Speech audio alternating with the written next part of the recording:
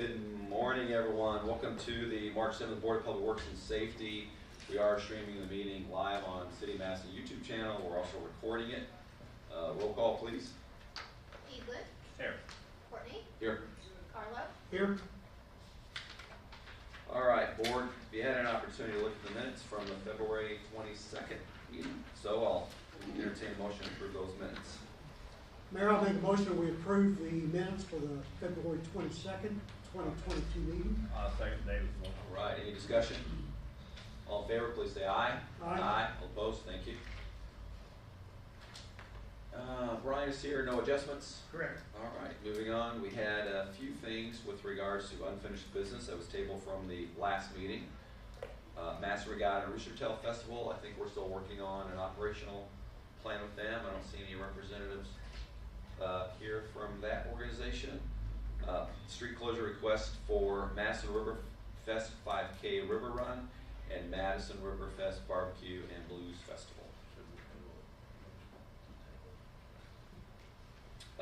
Joe, do we need an additional motion to just continue tabling the Madison Regatta and Roostertail? No, I mean, the only way you, if it was tabled, it stays Stays tabled down, until you take it off. Right, so, okay, thanks. So really, you need a motion to remove it from the table. If you're just gonna keep it all Okay, there. alright, so you're saying with regard to the Ribberfest, we need to do the same thing, so motion to remove the Ribberfest 5K and Barbecue and Blues Festival off the table? Okay, I'll make a motion, we, remove that from the table for the Madison Regatta and Roostertail. I'll second that, any discussion? All in favor, please say aye. Aye. Aye. All opposed, thank you. Morning. Good morning. We have. Just name and address if you don't mind. I know we know both No, you you're and fine. Jim here. I'm Erin Kendall, Yep. coordinator for Madison Ribberfest, Okay. and I have Jim Bartlett here with me, who is the head of our operations with Ribberfest as well. We do that for the viewing audience because there'll be thousands of people who are very interested in the Kids Bar. Thank you. You're very welcome. I believe that you guys have a copy of our timeline for Ribberfest to kind of outline why we are requesting the road closures that we gave to you at the previous meeting. And with that being said, I'll let Mr. Bartlett talk to you guys if you have any questions to kind of explain a little bit more detail. Okay. The road closure requests for Ribberfest really are all about safety.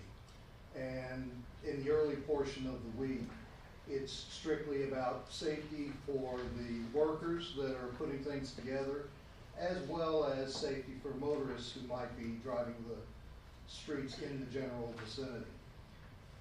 Monday, August 15th, there will essentially be no closure except a few minutes here and there where we'll soft close a block at a time to do some measuring and marking.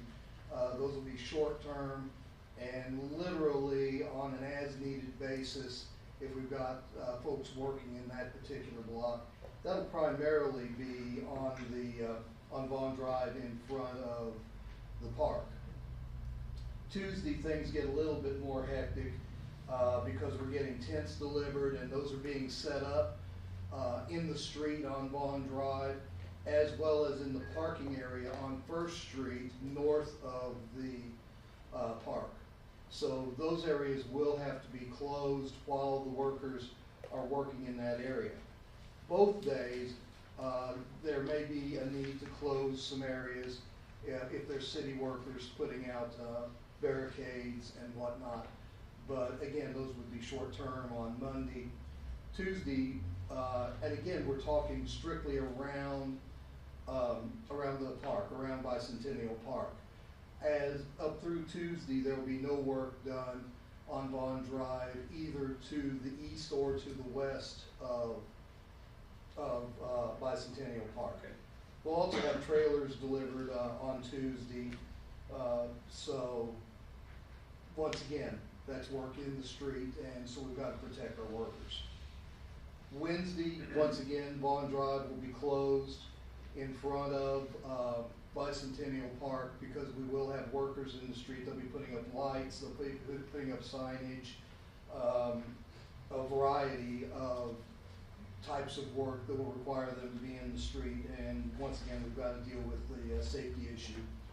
East and west of Vaughn Drive, there will be short-term soft closings, once again for measuring and marking on the east side for the amateur barbecuers and on the west side for the professionals. Once again, we've got to make sure that we keep our workers safe while they're doing that measuring and marking. Because on Thursday, those barbecuers come in and set up.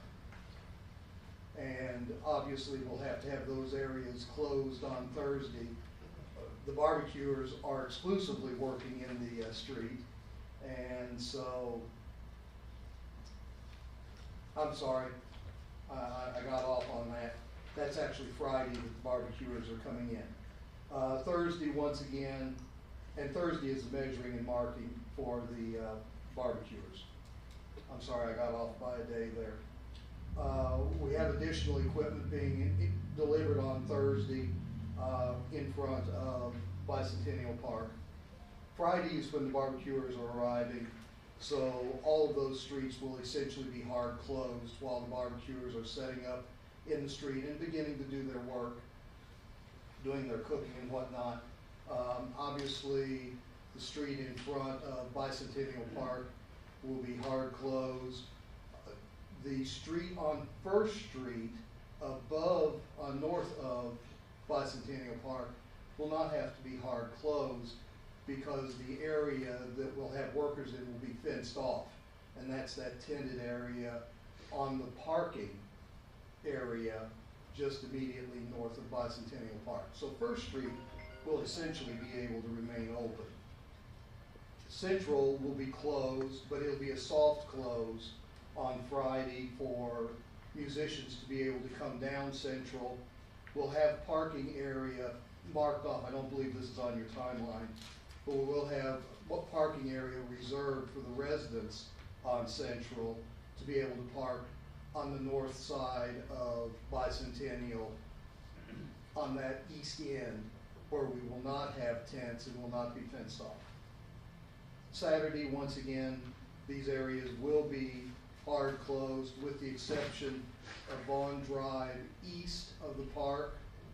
That area will be soft closed because by then the barbecuers will be gone from Vaughn Drive east of the park. However, the soft close will be there in order for the parking spots to be available for handicap parking along Vaughn Drive. I'm neglected to mention along the way that Mulberry will be hard closed at Vaughn Drive. However, we have signage to indicate that the restaurant at the foot of Mulberry is open, and it'll be open far enough down for drivers to be able to get into the restaurant's parking lot without any difficulty. Sunday, once again, will be hard closed initially because we're doing tear down and cleanup. Tear down and cleanup on Sunday typically progresses quickly enough that by 1 or 2 o'clock in the afternoon we can open up Vaughn Drive again. And then, of course, Monday, the city will be removing any barriers, fencing, water, etc.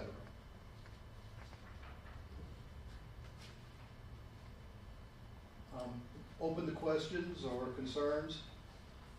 Jim, thank you. And Aaron, thank you guys. It's really helpful to do the day by day versus just street closure, typical street closure resolution like we have. So you're indicating that access to Chillbillies won't be blocked in any Access of to the Chillbillies, closures? we will ensure that access to Chillbillies will be available all week, including Friday, Saturday, and Sunday. Again, the barriers will be south of the entrance into their parking lot, and we'll place a sign up at First Street indicating that the restaurant is open and there is access to that parking lot. What about, describe again the resident parking, both on West For- Street and on Central? Central, we utilize Central as an entrance for the bands to come in. Some of those are rather large coaches. And of course, we don't want to have traffic going up and down Central. They can't get out of Central if they go down it. So what we do is we reserve parking spaces for the residents of Central, and we give them parking passes to put in their windshield so we know who they are. We reserve spaces on First Street immediately north of Bicentennial Park, facing into the park, on the west end of that parking area. We utilize the east end for a beer tent and for will call. Is there any reserved resident parking for those who live on West Street?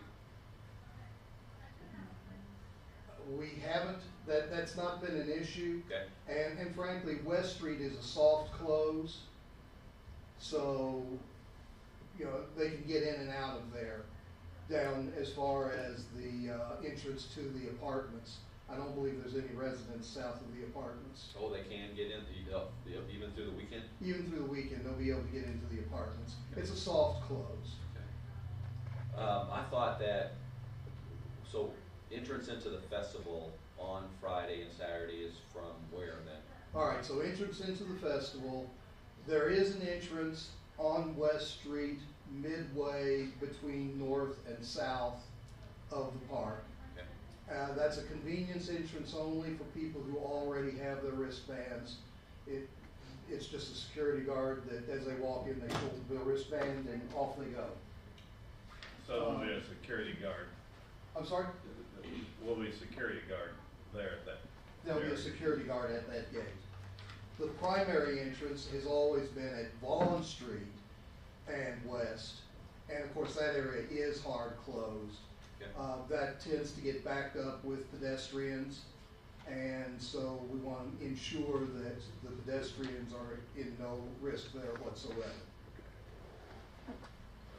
And then, of course, we have entrance on Vaughn Drive coming in from the west from Broadway.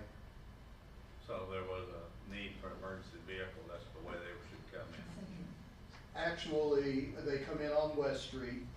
We ensure, or they can come in on Broadway, either one. We ensure that we keep a 18-foot fire lane open on Vaughn Drive. Okay. Now, when I say open, that doesn't mean there aren't pedestrians Right. in there, but in terms of any tents or blockage, we ensure that we keep an 18-foot emergency lane there. Thank you.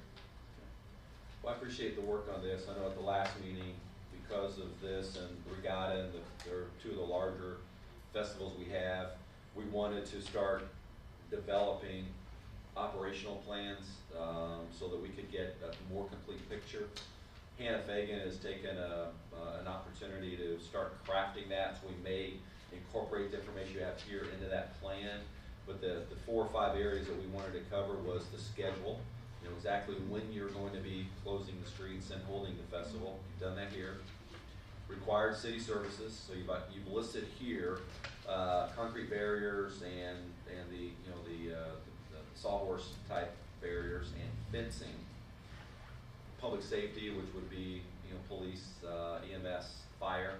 Those are all notified. We do hire security for the event itself.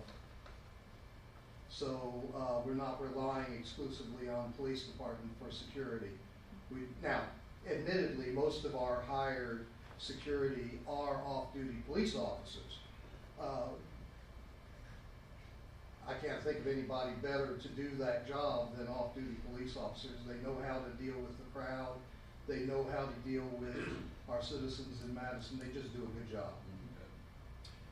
So the public safety apparatus, again, fire, EMS, police, which would also include inspections for any Fire any inspection. vendors you might have down there. Yes, fire inspection is Friday morning. I didn't put that on the timeline, I don't believe. But we always schedule You that do have with that the on your fire marshal inspection will be Friday morning. on Friday Okay. morning. And I also didn't mention in here, but we typically, we always invite KDH to have a presence down there. That is dependent, of course, on their emergency needs at the time, barring an emergency at our end. But they, along with the fire department, typically have small apparatus down there for individual emergencies that may come up. Jim, what about, trash removal, solid waste removal? We hire a crew that, once again, they're off-duty, city employees, I believe, for the most part, but we provide them with, wagons for waste during the event. We bring in, 6, I believe, dumpsters from the, garbage removal company, place them strategically east, west, and then 2 in the parking lot. So 2 behind Chillbillies in the city lot there, 2 in the field below the visitor center. So that gets east and west, and then we put 2 in the parking lot there beside, to the east of the ball diamond. Okay. And they typically remove those on Monday, Tuesday at the latest following the event. You do have provisions if those dumpsters do get full, have people. If they, pick 'em I'll up. tell you what, if Could be a we, bigger Solid crowd. trash. if we fill 6 40-yard roll-offs, then we've got a big crowd. Hope we did. And again, we do have a crew that during the course of the event gathers garbage, replaces garbage bags and whatnot during the event. So we do not rely on the city for any garbage removal there. Jim, I just want to say I appreciate the timeline. It's a big help for us to know what's going on, when and where. And there's 1,000 small details that are not in this timeline. Exactly. Yeah. The point of this timeline was to give you the big things that all of those smaller details fit into. One situation that I have noticed over the years, I work at the tent on the north side of the bicentennial farm, outside the, and the area on the north side of First Street, Yes. just west of West Street, Yeah. between West Street and what used to be John Penny's garage. Yeah, there's a small parking strip immediately south of the apartment complex parking Exactly. lot. Exactly. And my understanding is that strip is also city parking. Okay, that strip, and I noticed especially last year, I paid attention to it, but there was a rope that was stretched across. It's That- pull-in parking, and that rope was stretched across where nobody could actually pull in to the parking. So what people started doing was basically parallel parking in that area Okay. and blocking. I mean, you can't get as many vehicles parallel parked as you could, pulling in parking. I'll have to look at that. I Frankly, thought I that thought was that really- was intended to be parallel parking there. Pardon? I thought that was intended to be parallel parking. If it's intended to be pull-in parking, then we'll mark it differently. Well, I think it's marked off to be pull-in parking normally, I'll but double maybe check during the that. event, that for some reason, whatever, they had that roped off. So people were just pulling up there. It looked, I was watching people's faces, their expressions, and it looked like they were confused as to what to do, so they just pulled up beside the rope and parallel parked. All right, we'll review that then. I thought, and if make nothing else, adjustments. that would be a good handicap parking spot for people. That was how we intended it last year, was to be a handicap parking spot. But I was of the impression that it was parallel parking intended there. If it's intended to be pull-in, then we can certainly make that adjustment. You just might want to take a note and Yeah, maybe take a look at it before the. absolutely, absolutely. I think overall your plan seems to be well thought out, and I like the fact that you have soft closings of streets to protect your workers, but yet when they're finished, the street can be reopened for. As an example, on Monday, there simply is not enough there's not enough activity there on Monday to warrant a hard closing, but there are moments in time Yeah. when we're out there measuring and marking, and we wanna make sure that that's a safe process. Yeah.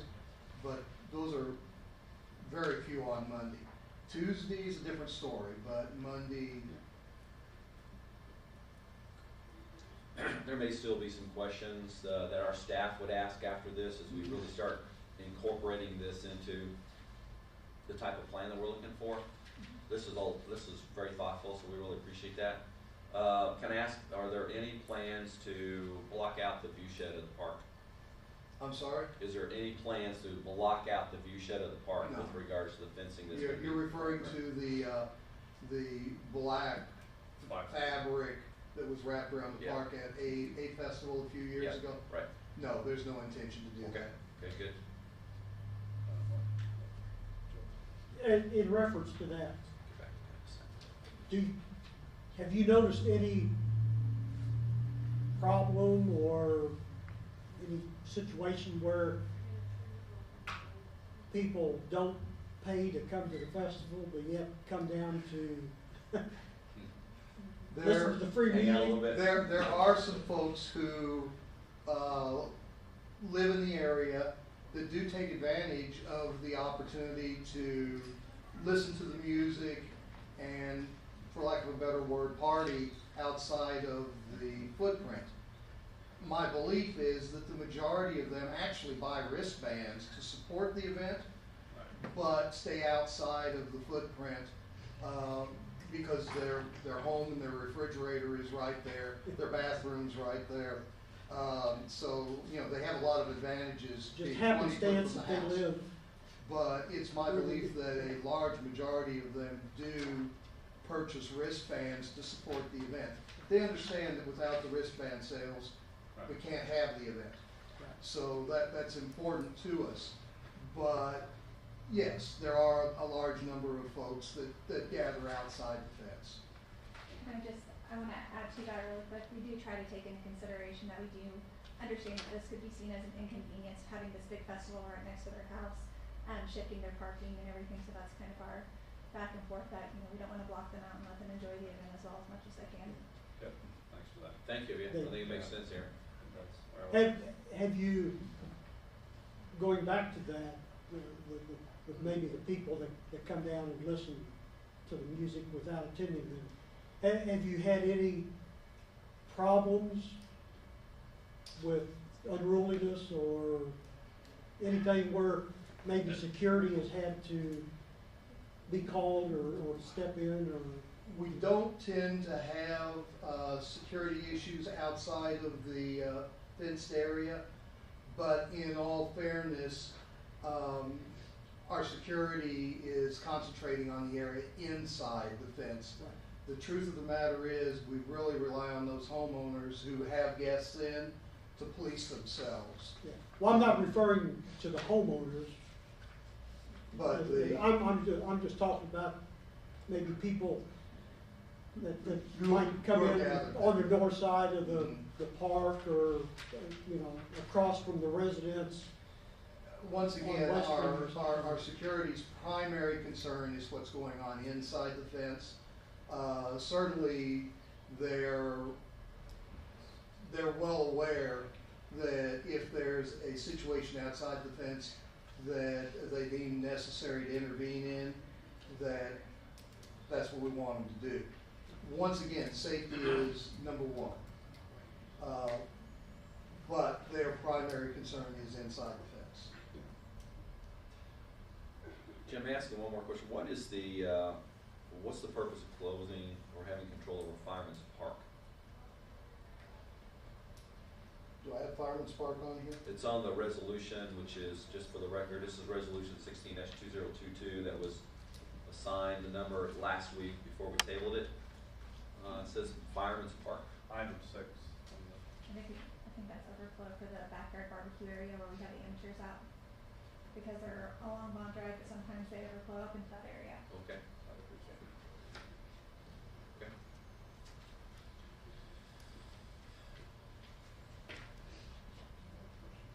Any more questions? I make a motion, we approve resolution 16-2022 for the Madison Ribberfest and barbecue and food. I'll second that motion. Okay, any discussion, comments or questions from the audience? All in favor, please say aye. Aye. All opposed? Thank you. Thank you very much. Thank you. Thank you. So one question before you go, Aaron. The Ribberrun was also tabled. We pulled it off the table, I think, earlier. We are going to kind of stick a pin in that one for a moment. Okay. We're in consideration, we did not have that last year, and we're still talking to our committee to see if they want to continue that. It does take a lot of Okay. volunteers, and just where we're at this point in time, so we don't want to make you go Okay. through unnecessary Cool. work. All right, so we will table resolution number 15-2022 with regards to the Madison Ribberfest 5K run. A second on that. I move to do that. Second your motion. Any discussion? All in favor, please say aye. Aye. All opposed? Thank you guys very much. Thank you. Appreciate Thanks for it. giving me the Yeah, question. thank you. Hey, have you announced the headliner yet? Not yet. but You want to do it here? I'll wait, just a few more days. Okay. We're getting really This is a close. place, this would be an awesome place to do it. It's gonna be a great show, I'll tell you that. All right, look forward to it. Thanks. We'll start our own rumors. That's fine, get that hype going, you know? The rumors. All right, that one went well. Let's move on to new business then. Pilot Club of Madison Spring Old Court Days for the spring and fall street closure requests. Who's here representing Pilot Club? Oh, come on up. Angie Log for Pilot Club. Sorry, go ahead. Angie Log. Hey, Angie, hold on 1 second. We'll help our council over there.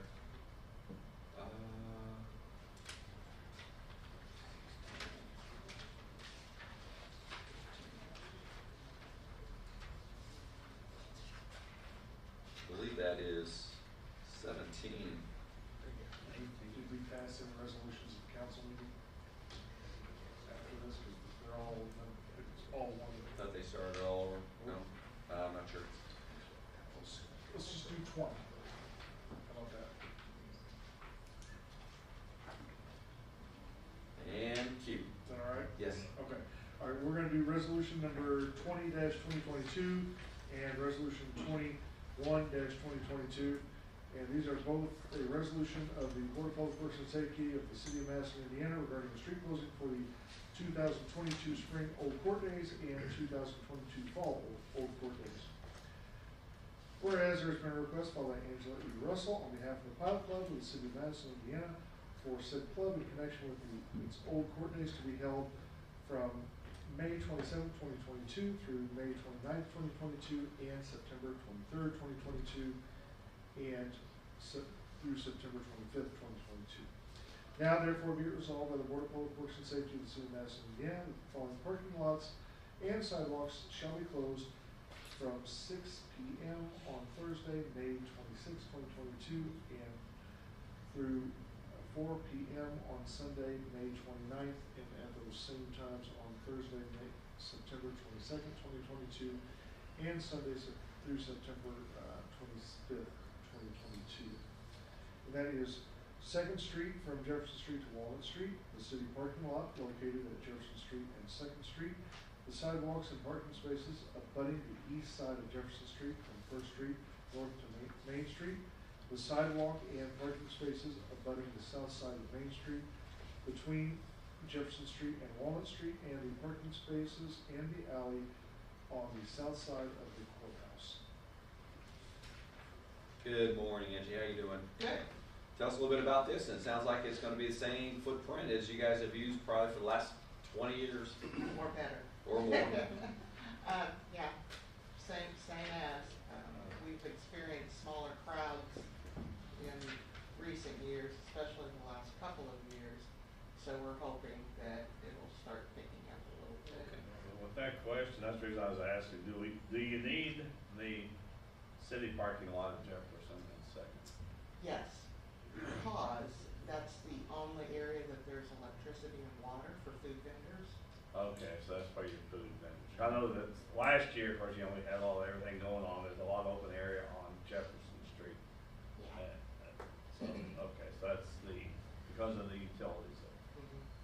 And we can't run any electric or things across Second Street to just use that. Well, Second Street needs to be closed for safety, because you Right.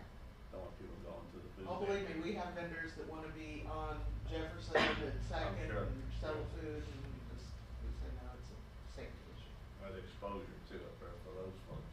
Yeah. If you want a little shake up, Carl, you have to go to the. I know, that's where I go. I'm a Polish sausage every year.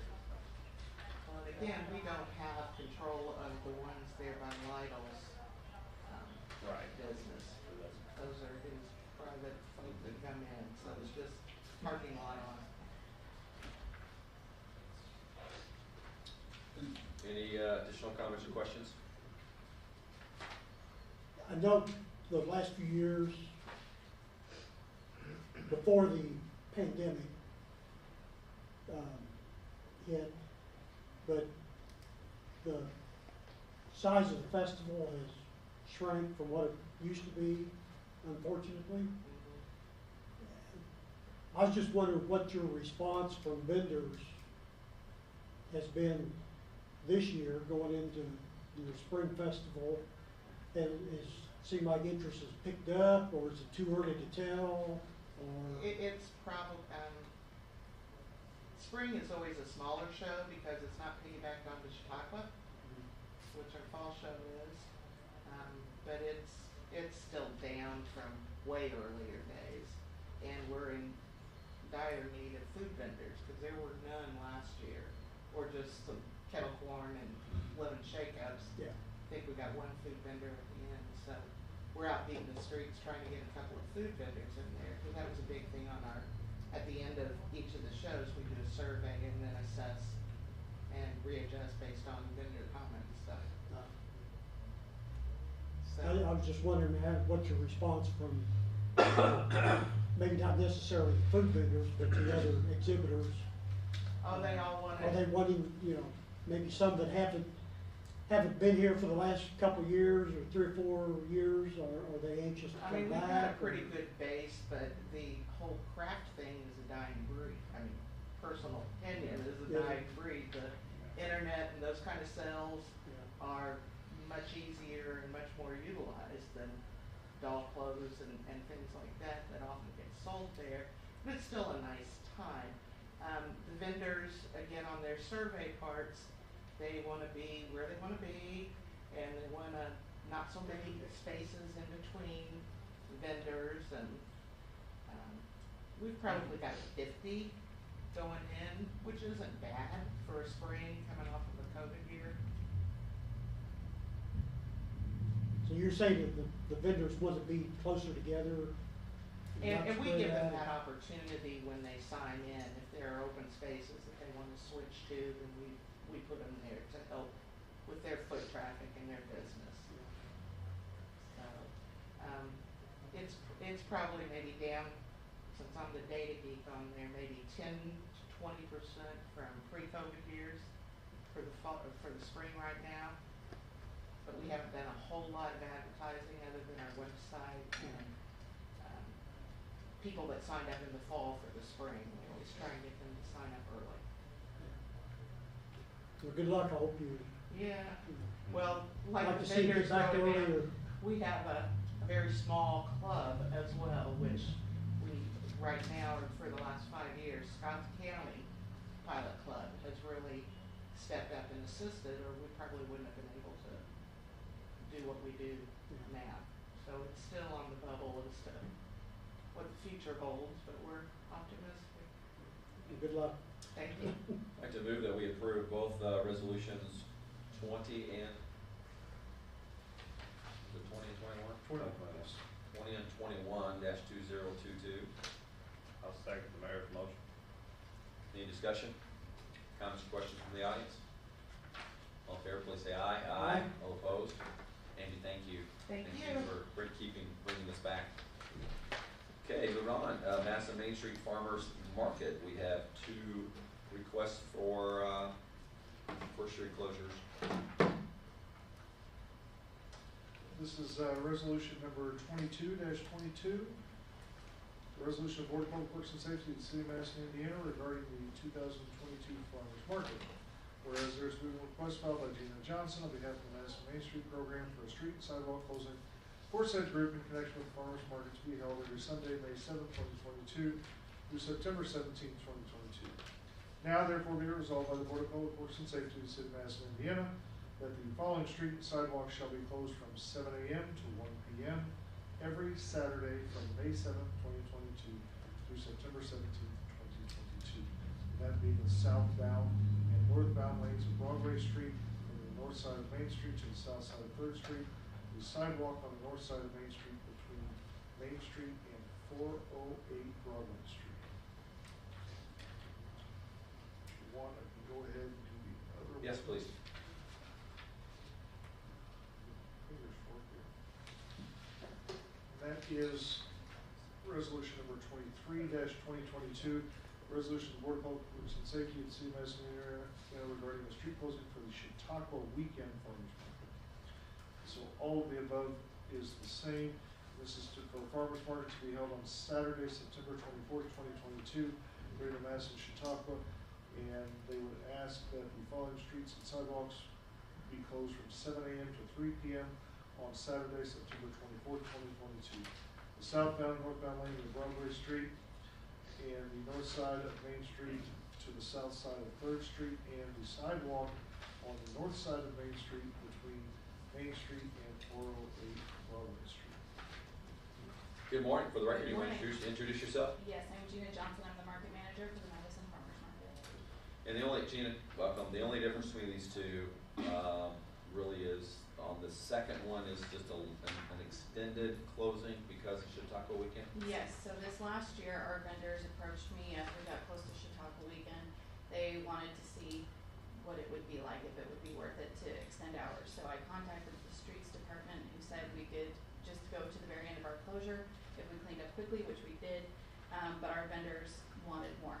So they were asking if we could extend it just a little bit more to try and catch more of that crowd. We found that a lot of people park kind of past market between like 3rd and 5th to go over to Chautauqua. So we had customers coming through us to get to Chautauqua and had some great success from it. And we always have like food vendors as well, so it seems to be a good draw.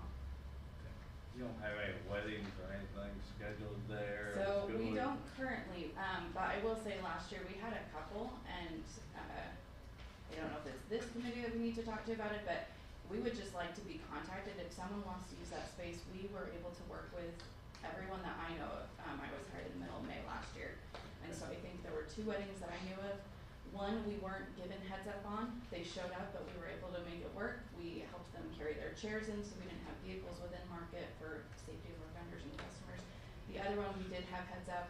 I was able to reach out to the party, and we got everything figured out, and we were able to maintain the street closure from the time market opened through the end of their event.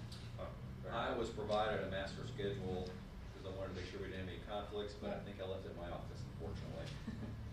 But Carl's question is a really good one, which is we need to make sure what we approve doesn't overlap, because there could be a facility use process or request going on that doesn't involve a street closure, so it's not here. But because we're looking at a street closure, it would overlap that facility request. So that's the thing that we would just want to make sure we're coordinating with. Yeah, like I said, if there were something like that, we're always willing to work with them. We just want to make sure that the safety of our customers and vendors, that there aren't vehicles trying to be brought in during the market hours. Isn't that master calendar? Yeah, yes, I left it on my desk. Yes, we do have. We just want to make sure we're not overlapping. So we've not approved sidewalk closures before. Can you expand on that? Yeah, so the sidewalk closure, I would almost call it like a soft closure. It's not a no one can come through, but from Main Street up to the alley on Trinity United Methodist Church, and then on the other side to the alley behind Galena Garlic, we have our vendors go up onto the sidewalks a little bit to be able to make sure that when customers come through market that there's adequate space to get between vendor booths. We do this so that we don't have our vendors that are up against the grassy area in the middle of Broadway. We don't have our vendors ever go up onto the grass because we don't want to damage that space.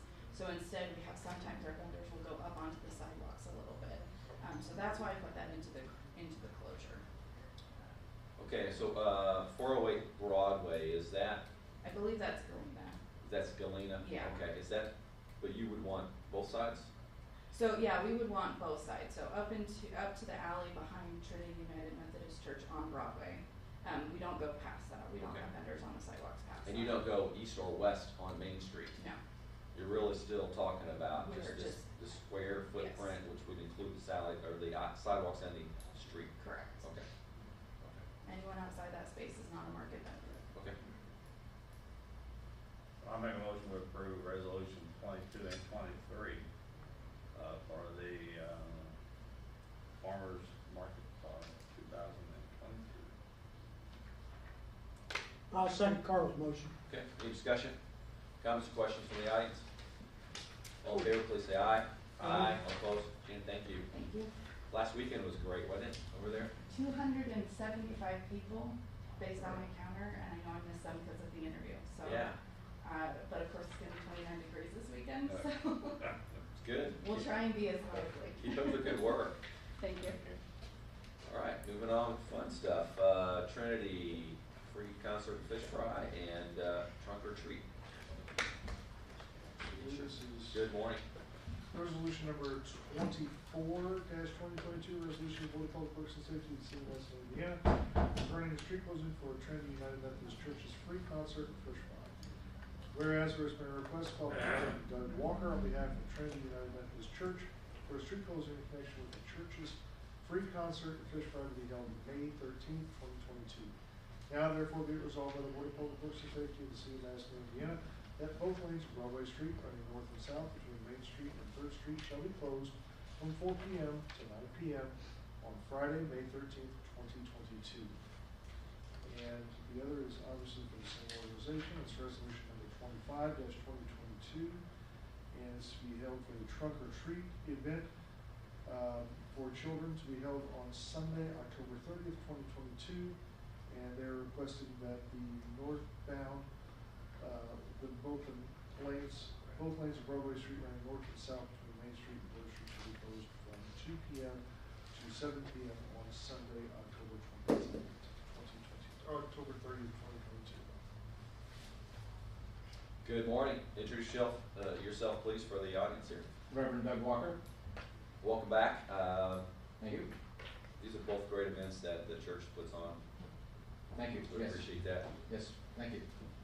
The fish fry is, we're doing it, you moved the concert in parks to Bicentennial, so we decided to bring in our own concert. That helps expand the music, this is Music City, Yes, absolutely. expands the genre. Board, do you have any questions for Reverend Walker?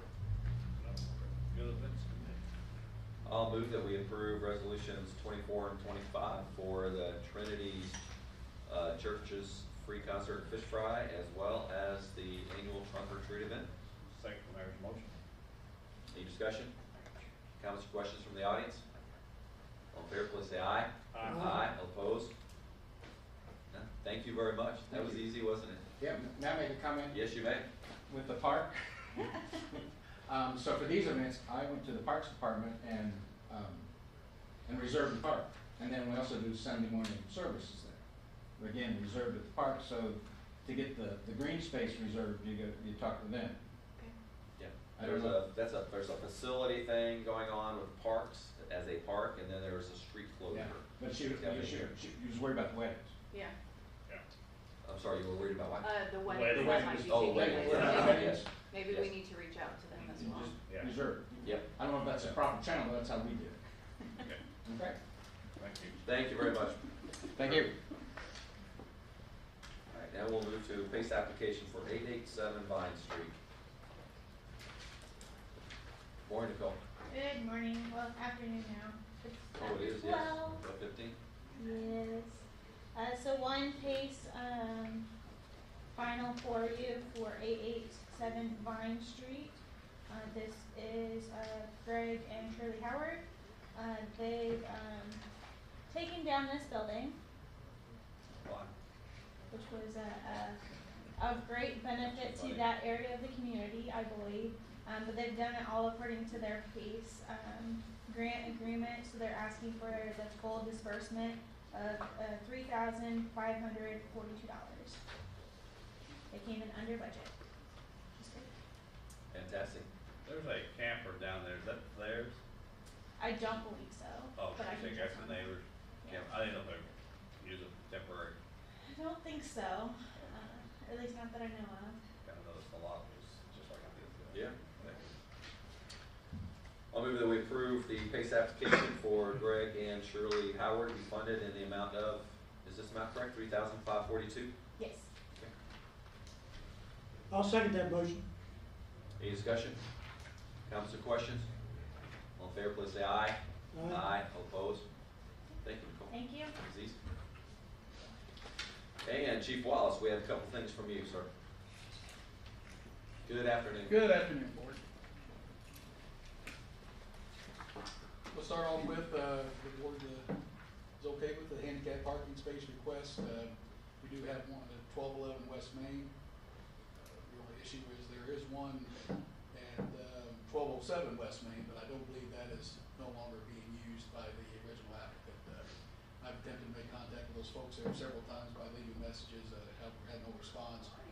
And Didn't we have one there for years, I know? I think so, yeah. The lady that was there was in a wheelchair at that road. Yeah, I believe so. I've noticed that there has been a vehicle parked there in the past without the proper handicap parking stickers, so my recommendation would be to move that, and I did check with Tony to see if that was a major issue to do so. He didn't seem to think that that would be a problem. So being right in front of the applicant's house would be very beneficial to her as she needs her caregivers to pull up and pick her up directly in front of the house. She does have a handicap parking placard, so they would be in. Is that on the north side or? It is on the south side. South side? Yes, sir. So are we, So my recommendation would be to move it, essentially 3 houses to the west to in front of 1211 okay, West. so we're moving the one at 1207 to Yes. 1211, okay? Correct. And I believe that's really the only one in that block, so Okay. I think it's appropriate. John, the one at 1207, do you remember who that's for? I don't, like I said, I left messages on the car that was parked there, and I left a message at the door for them to contact me, and I received no calls back, so, I just happen to know a lady that lived right in there, and I think she's in a nursing home right now, so I don't know if that would be the same, yeah, would be I'm the not same sure. lady or not. Yeah, I'm I not think sure. she's over at River Terrace. Yeah, I just noticed that, there was one vehicle parked there that did not meet the requirements, so, Mrs. Grimes would really appreciate it if she had one in front of her house. That would make her life much easier and safer getting in and out, so. I'm sure she understands too, that somebody with the handicap parks there, that Sure. Anybody can park there. Right, we always let them know that, it's not a private spot, but hopefully it will certainly help her, so. and this is for 112. 1211? Correct, 1211 West Main, yes. And what's the 738 West 3rd Street? I don't know. Yeah, you know, I'm gonna table that this time. The applicant does not currently, according to the application, have a handicap permit.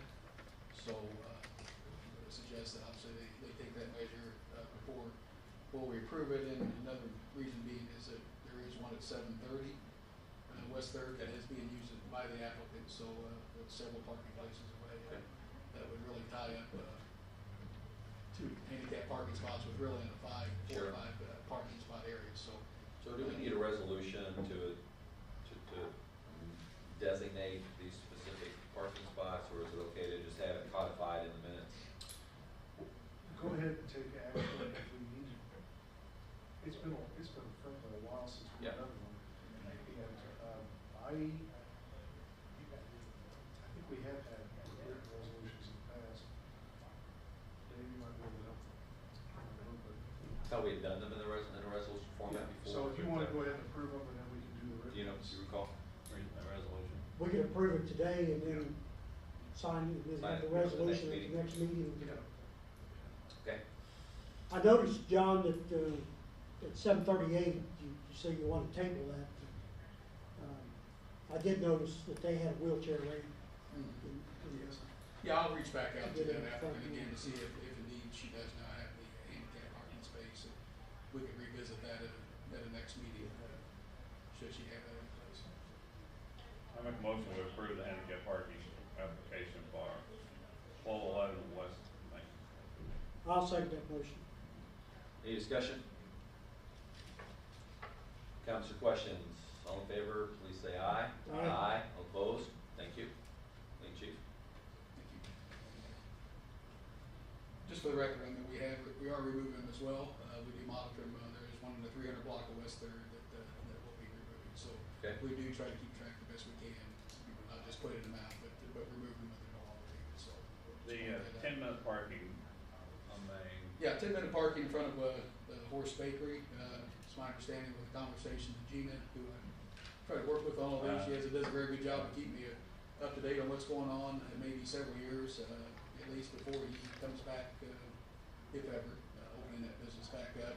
Okay, so business folks have been contacted. I did speak with the folks next door at it's a plant shop, and I apologize, I'm not sure what the name of it is.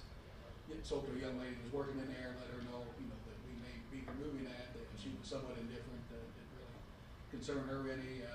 However, she wasn't the owner. I did have her pass it on to the owner and have them call me if they had any concerns, and I haven't received any calls. So just kind of tidying up here, if you will, just so we don't get bogged down with these things. They do have a loading zone in front of their Yes, I believe so, yes. stores. Right.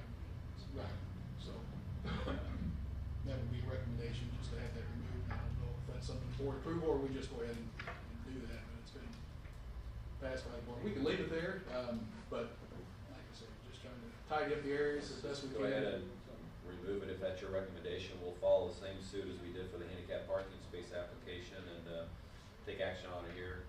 Ground approval for that. I make a motion to remove the 10-minute parking space for 843 West Main. I'll second that motion. Any discussion? All in favor, just say aye. Aye. Chief? We'll say we all love Horace and what he does, Right. especially his donuts. No cop jokes here, please. Yeah.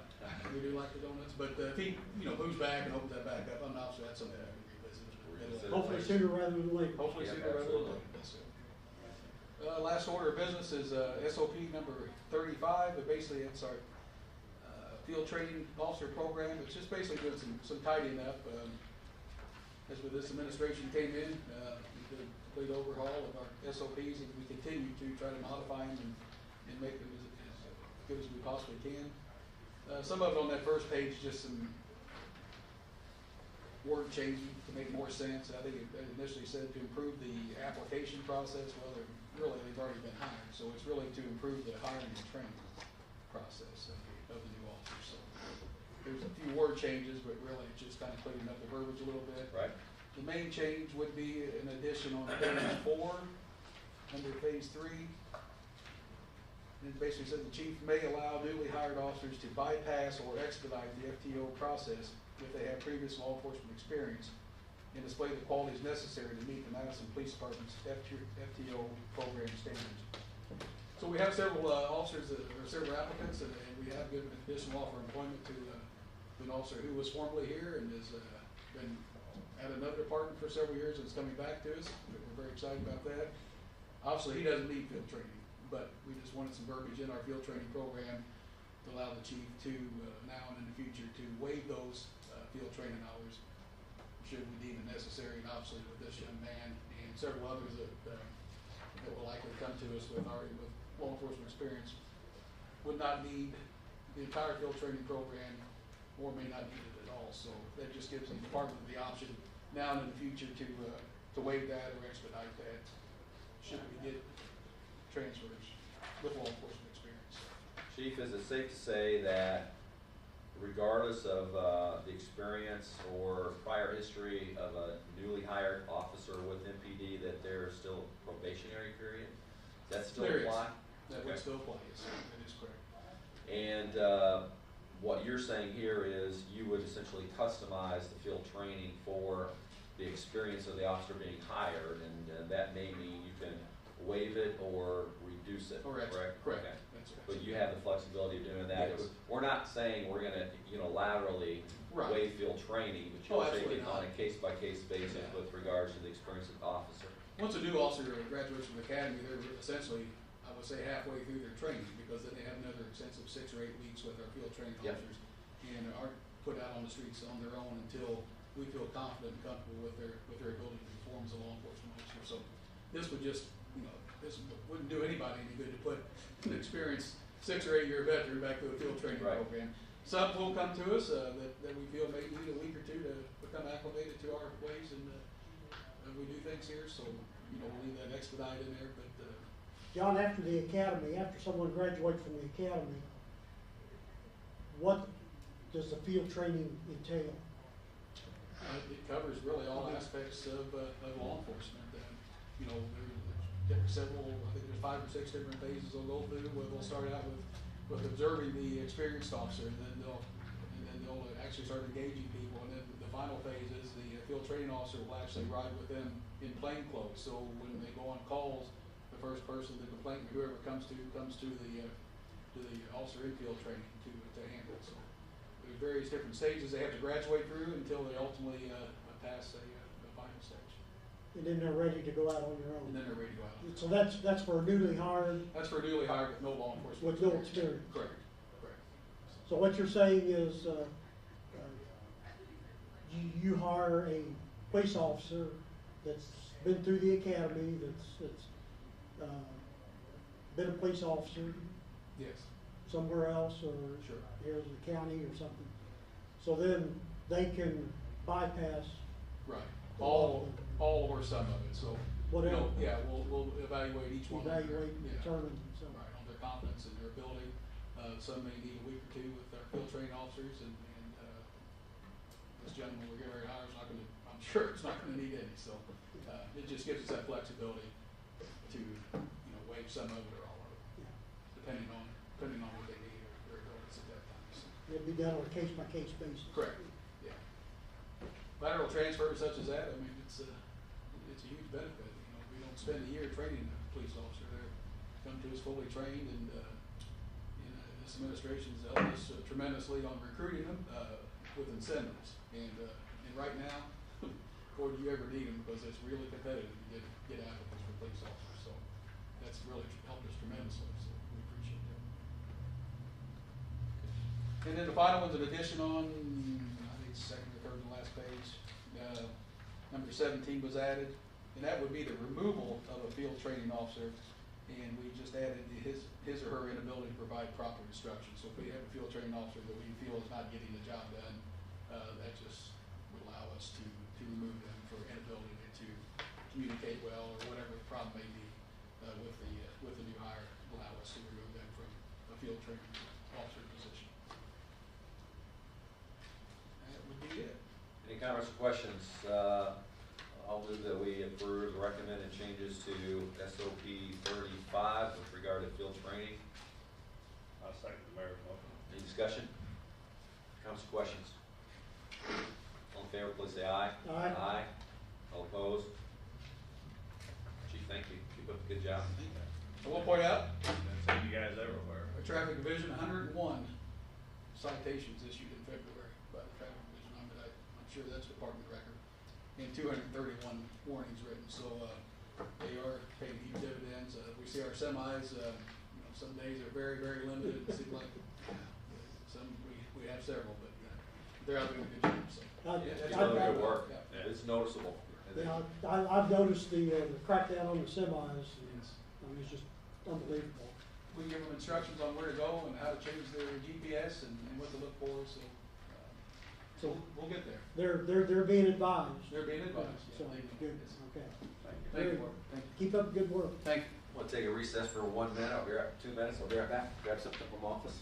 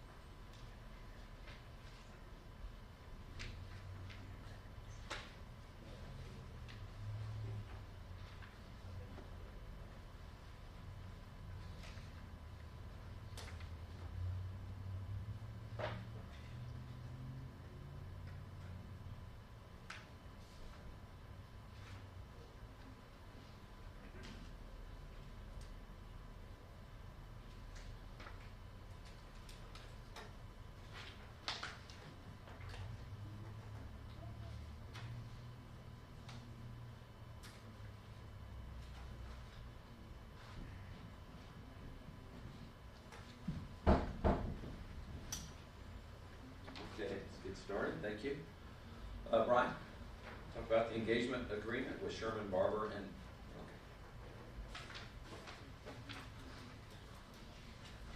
Yeah, you have that in your packet. It's just an engagement for Sherman Barber Morgan to continue working on our water rate study that they've been working on since 2020.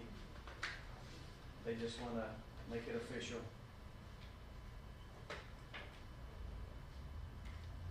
I've been providing them with our financial data for the past couple of years. it'll be quite the rate study, isn't it? Yes, we actually have a draft of the rate study that the mayor and I are currently reviewing, so they've already done substantially most of the work, so. So you think their fee is in line or something? Yeah. I don't have any problem with Yeah. their fee. Brian, describe how that fee gets paid too, if you don't mind. It comes out of the SRF funds when once we increase the rates for the water rate study, we'll borrow the money and then they'll be paid out of that along with the attorney's fees and some other fees for our SRPC and a few other companies that all get paid.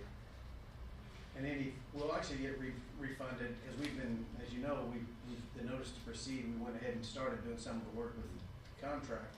We'll get that money back too, because we've been paying that out of our own operating funds. So we should be getting some money back. You know, on the loan also. One of the things that makes these rate studies more complicated and more expensive is the passage of time, and it's been Yes. 14 or 15 years since we last approved an increase in water rates, and now there's a tremendous amount of data that has to be presented. That data has to be, kind of bifurcated amongst the different class of users.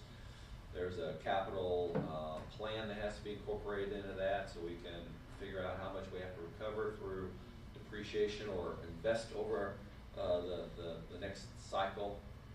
But it's been quite a work. And he work in also has progress. the accountant has to forecast what we think we're gonna spend over the next 4 years also in this week. So there's, like as the mayor said, there's a lot that is entailed in this.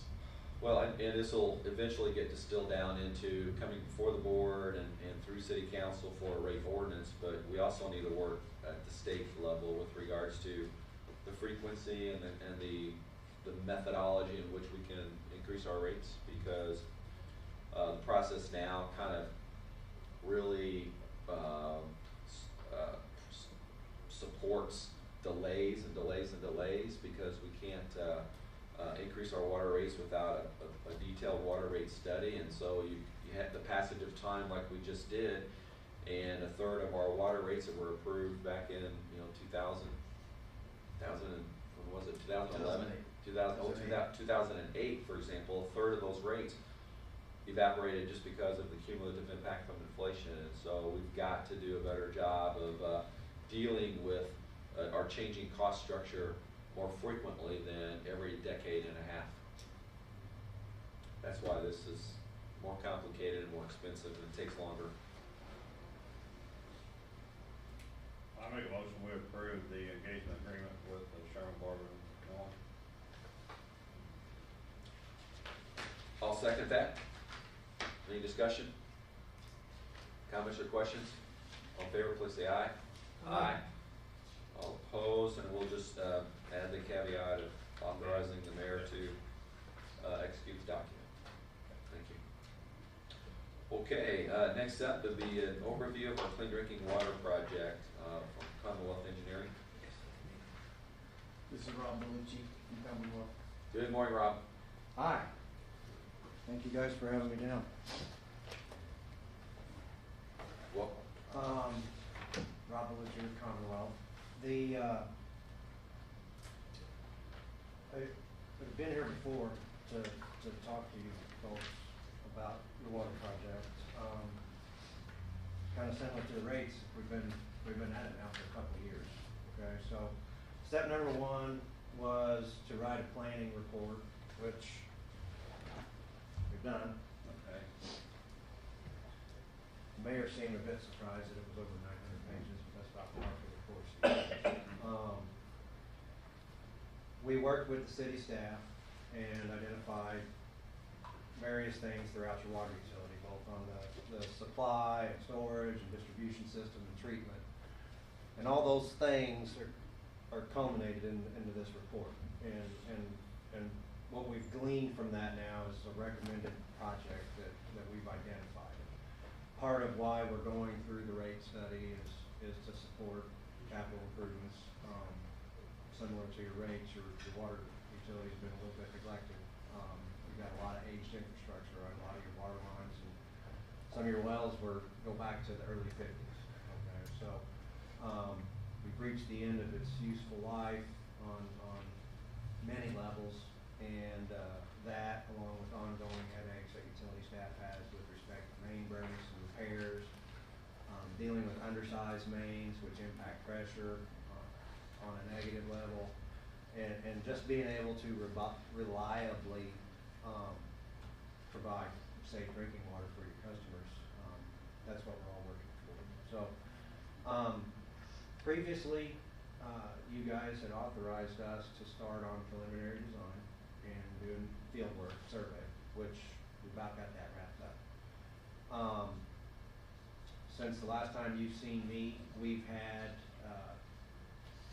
an initial planning meeting with the Indiana Finance Authority, where they had the opportunity to tell us all about their program and what they bring to the table, in hopes that we choose them for project funding.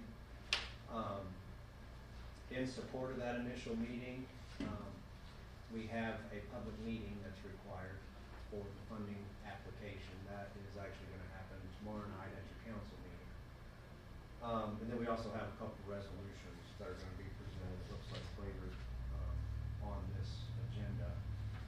Again, this is all in support of being able to dot the I's and cross the T's when we go make application to the Indiana Finance Authority, their state revolving fund program, to see what kind of deal they can offer us for your project. Okay, we're not committed to anything, but the next step is to go see what options are available to us so that we can make the best selection moving forward. So that's kind of where we're at. I noticed in your plan that you're basically gonna retire the east end water facility down there close to Prairie Street. We are not. No. That east end well field will not be taken out of service. It's more of an emergency source of water for you guys than it is anything else. The water quality is not the best coming out of those wells. So it's not gonna be. It's not going to be decommissioned or anything. Okay, like that. because it said abandoned, recommend the city abandon the east end well field and the east end water treatment plant. Yeah. That's what he recommended, but we decided we weren't. Oh, gonna do that. okay, well, that's That was just one of his recommended recommendations. but Okay, so that's not gonna happen. No, Part Okay. of how those reports are set up, we have to look at anything and everything. We got to compare A to B and Sure. C to D and so on and so forth. Just because we make a recommendation doesn't necessarily mean that it's going to be ultimately what we land on. Now some of our tanks have already had some work done to them, and some upgrades or just, we did some work to save them. Yeah, what we're planning on doing will extend the useful life of all your tanks, okay? We're in need of some sandblasting and some coating. There's some minor structural repairs on the interior of a few of them. Again, because of when they were built and how old some of them are, in order to make sure they're up to code with respect to OSHA and all the new confined space requirements, we've got to either put some bigger openings in for access purposes, those types of things. well, I think what Carl's referring to is we actually drained them and inspected them. That's Right. how we know all these problems exist. Okay, now the tank up on the. Yeah, what we did. That was back in 2020. Yes. Okay, so we're. That told us that we had a lot of problems. Okay, That and wasn't, that we tank didn't was- repair anything at that time. Okay, so you just inspected it. We Yes. we But drained. you gotta drain them to do that. Sure. We drained all 6 of them one at a time, and then that's what enabled the detailed inspections to be Yeah. done to identify what. Now, that tank has to be, what, 1940s, 1950s? Which one? Up behind the hillside. Yes, it's gotta be your oldest. Yeah, it's the oldest one. Sure it's the oldest. Yes. I think it's I from remember the 1800 kid something, is actually 1900s. open. There was not a cap on it. I'm not positive. I can't find an exact date. So those are all It just would've been been the inspected, not a. Yeah, it's definitely the oldest one, there's no question. Yeah, in my we mind. drained them 2 years ago, and that's when the inspection, and I believe there's an appendices in that document that has the summary inspection reports for each location. I know it's a big project, and a lot of money, but it's a necessary It is. evil. So what was the last time the city of Madison made a significant capital investment in its water infrastructure? Gosh, we're going on at least 20 years. Yeah, over 20 years. For 20 years, and it's been Yeah, the last rate increase really didn't address 14 very years much. since we did our It just- rate study. What about the frequency of the inspection of the storage tanks? How often does that occur? That needs to be done usually about every 5 years. How often has the city of Madison inspected its storage tanks? Well, Last year, well, Prior to last year. Before that. Pending this project. yeah, before It that, was- again, you were back in the early 2000s. yes, it was So- before I was utility manager. And once you do the detailed inspection like we just had done, you know, every 3 to 5 years, there's lesser degrees of inspection. Right? You don't necessarily have to drain them every 5 years. It's good practice, but there's other ways you can put cameras inside of them to do those types of things, knowing that maybe on a 7 to 8 year rotation, that's when you're going to start raining.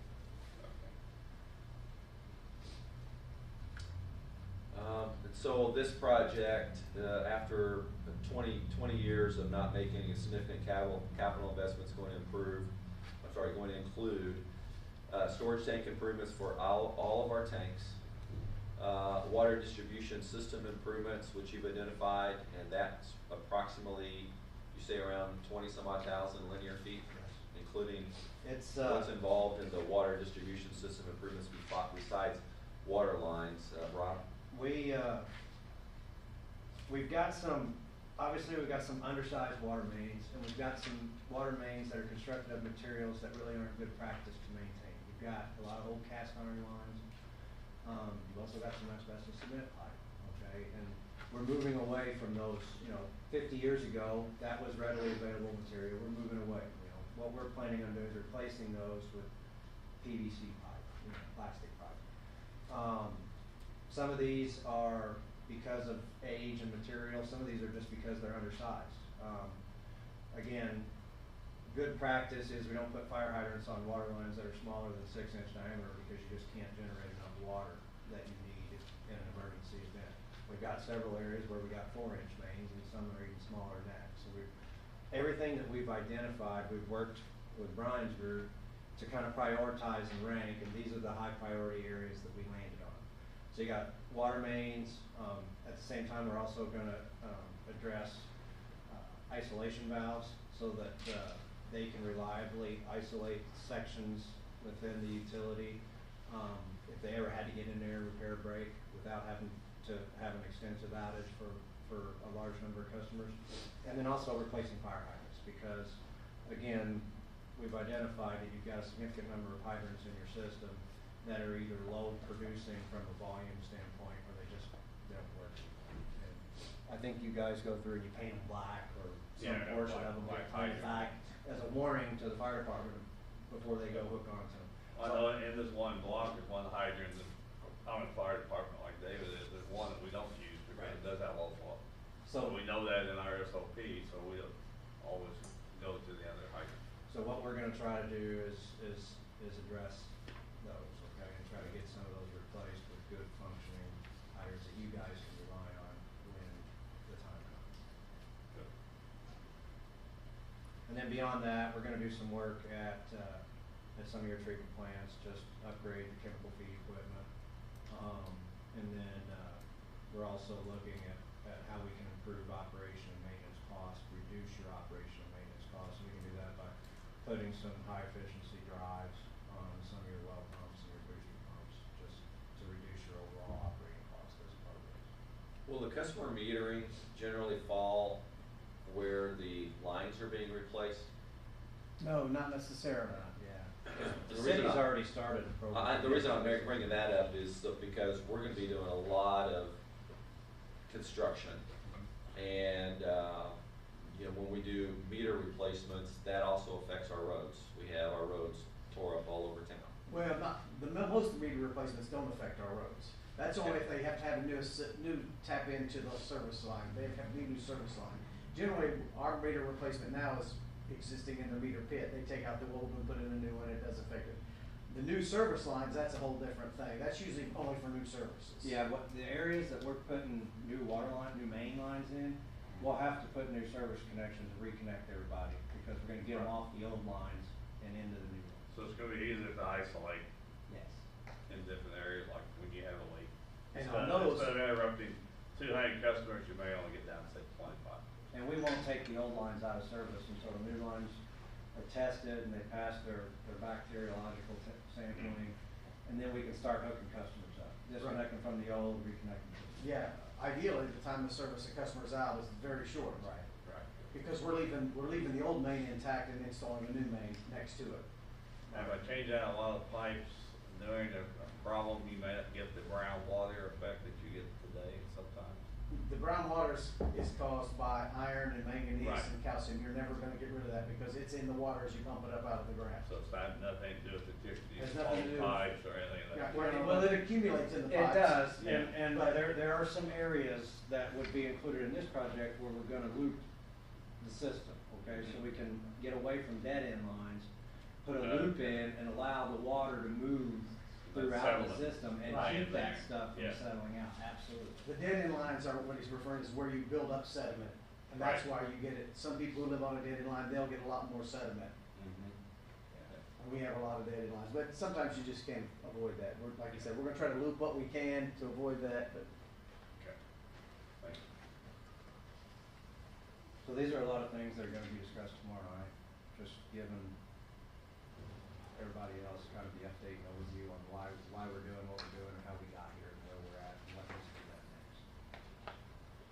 I wanted to ask about the well fields. We currently have seven wells. We had 7 okay, wells, yes, with 2 that are the east end. unusable, almost They're emergency on. emergency. Yes. they're not unusable, Right, but they're for emergency only. but- The water quality's not as good as the other 5, so we're selective in what we do. we get fewer complaints when we don't run the east end wells. We could run the east end wells and pump water into our system with it if we need to. They're completely usable. That's a higher iron and manganese content out of those 2 wells. And that's what caused the buildup in the lines in the brown water. That's gonna cause more chemicals to be. Yes, and it's just- And the cost is gonna go up. Yeah, well, no, it doesn't really affect. You use It's more just powder and chemical, water. but you're gonna get more complaints if we Yes. leaned on those wells more than we do. What percentage of the time do you use those wells? None. At the past 2 years, none. Okay, that's, None of the. That's- But now, if there was like a fire, that occurred like a few years, it's been several years when the county jail caught on fire, the Right. courthouse. Courthouse. Yeah. We had to kick those wells on because they were sucking so much water out. right, We had to feed the lines with the east end wells, Right. just to keep up with it. So that's the reason I don't wanna decommission them unless we're gonna build a well somewhere else, but that's a whole nother expense that I think we can avoid for Right. now. Do you think So- we're gonna add a well to the west? No. You've got enough capacity with. Right. the- If what we you abandoned have. those, yes, but that's a cost I don't think we need to. that was Take leading on. into my question with the 5 wells, the 5 good wells that we have. Are they enough to meet the capacity that we need, that our future's gonna need? Yeah, that, Uh, they need- satisfy the existing demand and the future projected demand over the next 20-year planning period. So we are pumping approximately 800,000 gallons, 800 million, excuse me, I said 800 million gallons a year Yes. out of the 5 wells, and the other 2 that we're talking about that have high concentrations of iron and manganese are backup wells. Yes. Is that correct? Yes. And you're talking about maybe upgrading some of the well motors to like a second. Some of the yes, the motors on the 5 that we use and we lean on, put more efficient, premium efficiency type motors on. A VFD drive, it's variable frequency drive. Yeah, Right. we use them at the. Right now, yeah. when our pumps kick on, they either go full bore Right. or they're off. Okay, so this What is they can phased do is, in. yes, Okay. and I mean, you can get into the electrical usage and he knows a lot about that, but at full bore, they're using this much, but if you Right. drop it 20%, your Yeah. electricity use doesn't just drop 20%, it drops like 50%. It's a really complex thing, we won't get into that. Okay. But It's yeah. like a fan at the Yeah, power okay. plant, Carl. Uh, It's like the fans at the power plant. I know. They're either on or off. No, No, they they- reduce Oh, they do Yeah, reverse and- variable speed. variable speed, yeah. So, Okay. So Rob, on the process, describe, I mean, several of us have been working on this project for 1 to 2 years, and now it's finally making its way to the Board of Public Works and City Council. What is it you're asking the Board of Public Works to do today and City Council tomorrow? So, tomorrow night, we're having our requisite public hearing. Okay, the funding agencies wanna know that we've presented the proposed project in a public forum and afforded the community a chance to comment. So that's gonna happen tomorrow night. Okay. In conjunction with that, there's gonna be 2 resolutions that the funding agency requires us to include with our application. One is merely an acceptance of the preliminary engineering report, the big document. And then the second one is we identify who the project signatory is. If you were involved in the sewer project that we did 3, 4, 5 years ago, we went through the same process there, okay? So we'll have 2 resolutions, and I'm not sure how you wanna frame approval of them, if they're gonna get represented tomorrow night too. If you want, if you would like to make a recommendation to go ahead and push these up the ladder to the city council, then that would be fine. But we need to get them approved in some shape, form, or fashion so we can send them to the funding agency. And so this is only part, just for the board's clarification, this is only part of the process. So the process really began with a very thorough, detailed asset management plan. And then from the asset management plan, they identified areas that needed capital investment that had not had the right investment for the last couple of decades. That basically created this scope of the project that we've been working on. Correct. Last summer, we applied for SWIFT grant, State Water Infrastructure Fund grant. We did not receive that because of the level of our water rates that the customer paid was deemed to be too low. We've also been in conversations the last 8 months with the county commissioners on having them participate in the cost of this project, which is estimated to be $13 million from the ARP monies that they received, part of which was based on the city's population. Those conversations are still ongoing. Concurrent with that has been a water rate study. And state statute says that it's unlawful to have water rates that are insufficient to fully fund the operations of your water utility. That's why we have to do a water rate study and then present the water rates, which is separate than this step we're taking, to City Council. City Council would approve the water rates based upon our full financing package that SRF approves for the city to finance the $13 million investment. Right. So There'll be a state separate revolving meeting for that. fund, be a separate one for that. This is the same funding mechanism that the city used for the sewer project just 4 years ago 4 or or 5 so. years ago. 4 or 5 years ago. Those rates will then be imputed at a level for all classes of users sufficient to essentially fully operate our utility rate. Our utility company is an unsubsidized arm of the city, meaning no property taxes are utilized in the operation of the utility. By state statute, it has to be fully independently operated based upon rates. That's why we're spending, again, it's been 15 years since we did a water rate study, and a lot of the value of the existing rates have been eroded by inflation, plus our cost structure has increased.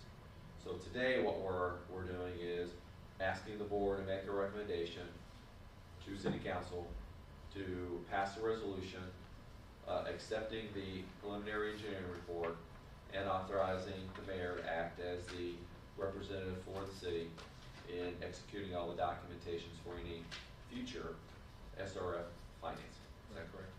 That's correct, and I'll, just one other thing I wanna add, the reason that we're looking at this SRF funding is, we've seen the news, we've heard about infrastructure money that's coming from the federal level down to the local level. Well, the SRFs for each state are the ones that are being tasked with managing that state's allocation of funds, okay? And there's a significant component of that has the potential to be grant money. The mayor mentioned we put in for those SWIFT grants last year.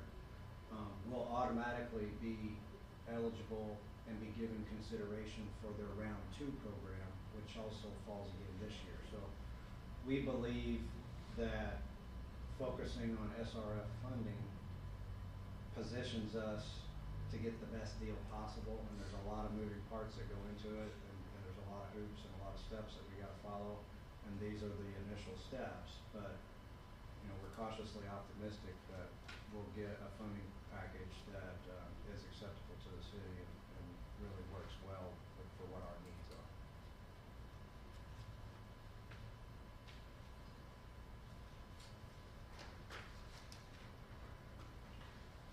Okay. Bob, I wanted to reference this sheet, this document here. Looking at different tables.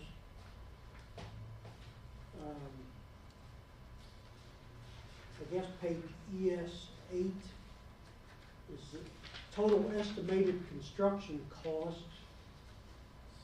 of $10.6 million. And then on the next page, well, then there's non-construction costs that are added in. All the soft costs, yes.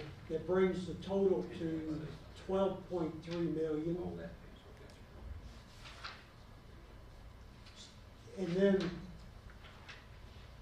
on the next page, ES6 future capital improvement projects. And there's 2 tables there. Phase 2 water utility improvements, 3.6 million.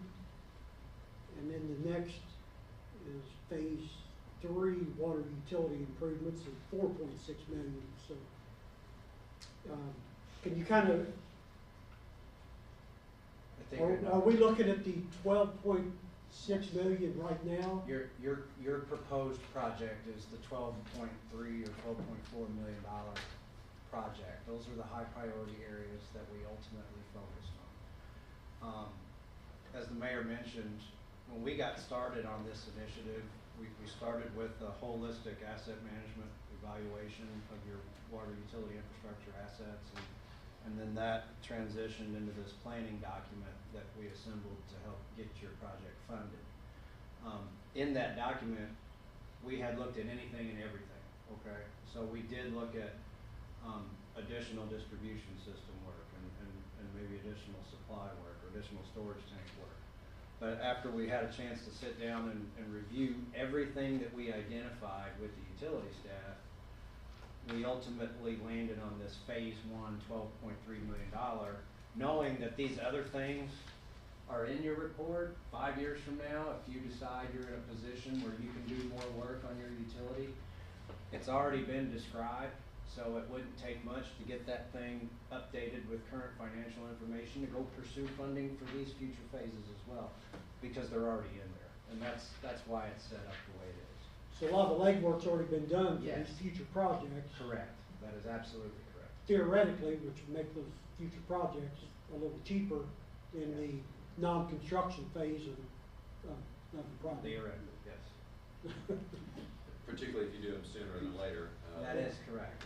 The longer time passes, the more expensive they're gonna be. And Yeah. Well, and we've seen, I mean, everybody's living it, right? So we're all having supply chain issues, and raw material costs are constant. There's increase constant.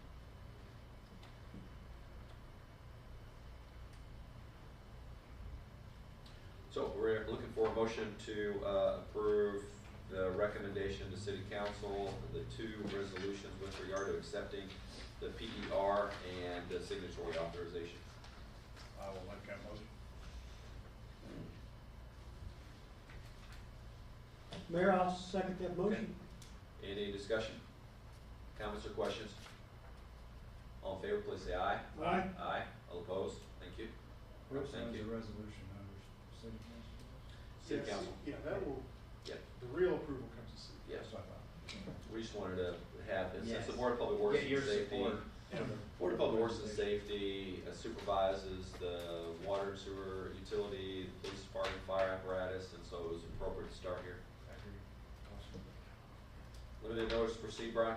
Yeah, that's where I was going to next. Okay. If we're gonna keep on working on this, we need to follow up with the limited notice to proceed number 2. You guys did the first limited notice, I don't know, 6 months ago, and he started doing the project.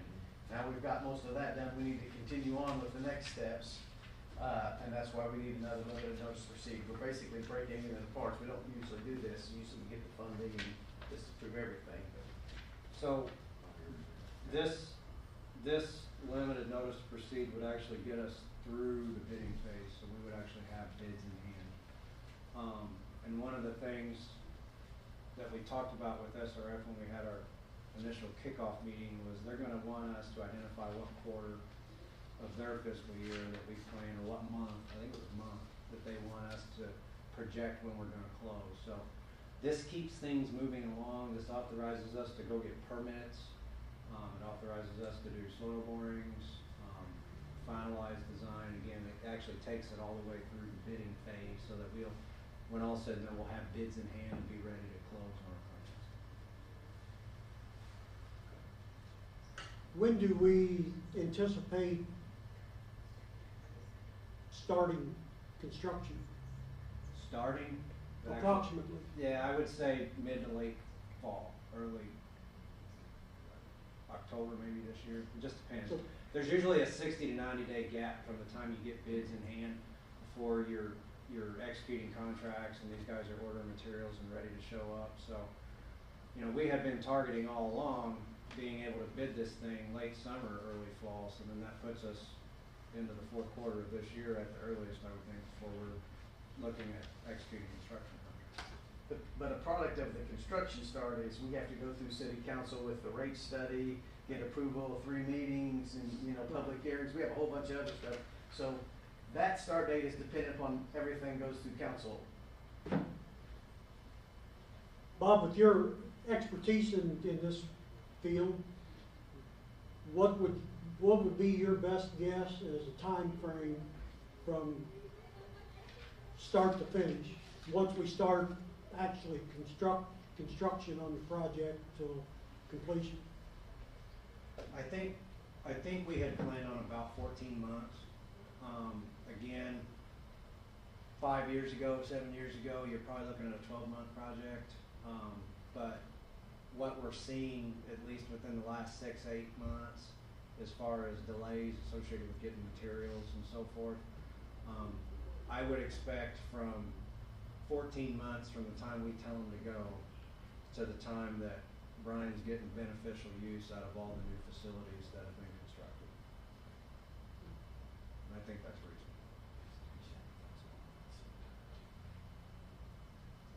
He's just talking about distribution. No, I'm talking about overall. I mean, we have it set up to bid 3 different contracts. One contractor will focus on the tanks because that's a specialty type item.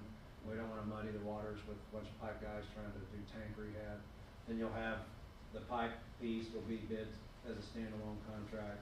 And then you'll have the equipment at the wells and the treatment plants that'll be bid as a standalone. And we do that to make sure you guys get the best bids possible. Now, we won't prevent people from bidding on multiple divisions, but it's gonna be set up that way so that the tank guys can focus on their thing, and the chemical feed guys can focus on their thing. But all 3 of those are gonna be within that 14-month umbrella. Okay, thank you. Yes. So I'll move that we approve the limited notice to proceed number 2. I'll second that motion. Any discussion, comments or questions? All in favor, please say aye. Aye. All opposed? Thank you guys. Unanimous. Thank you very much. All right, moving on to claims. Mayor had an opportunity to review the claims. With that, I'll make a motion that the claims be approved as submitted. I second David's motion. Okay, any discussion? All in favor, please say aye. Aye. All opposed, thanks. Mayor's comments, not much there, other than the fact that, appreciate Commonwealth being here today to present, an overview of our clean drinking water project that we've been working on for a couple of years and all the work that's gone into the asset management planning process with Brian and his team. Also want to just mention that while I don't have the executive order in front of me, you probably read where Governor Holcomb has rescinded all the executive order with regard to the declaration of the public health emergency. We'll talk more about that at council tomorrow night. And is anybody else here from the public want to make a comment? And there will be a presentation tomorrow night at the council for a complete rundown of the Commonwealth work. It's going to be very similar to what you heard today. Yep. Okay, our next meeting will be Monday, March the 21st, 2022. I make a motion to adjourn. Second that motion. All in favor, please say aye. Aye. Opposed? Thank you. Thanks, everybody.